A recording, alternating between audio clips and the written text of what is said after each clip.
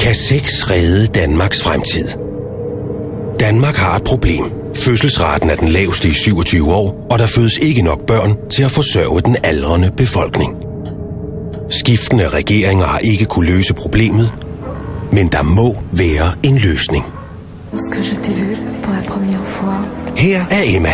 Hun er dansker, men selvom hun er født og opvokset i Danmark, er hun undfanget i Paris.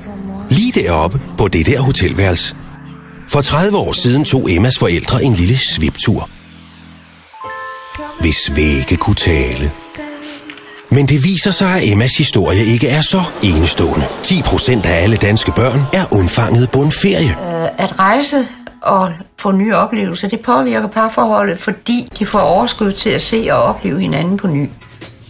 Det frigør endorfiner i hjernen, og så får folk lyst til sex. Det får vi børn af.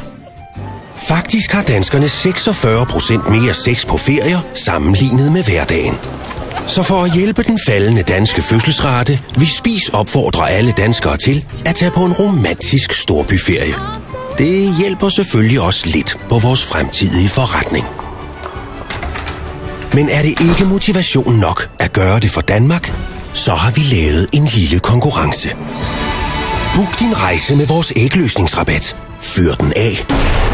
Bevis, du har undfanget et barn, og vind 3 års forbrug af babyudstyr og en børnevenlig ferie. Men hvad nu, hvis du allerede har gjort din pligt?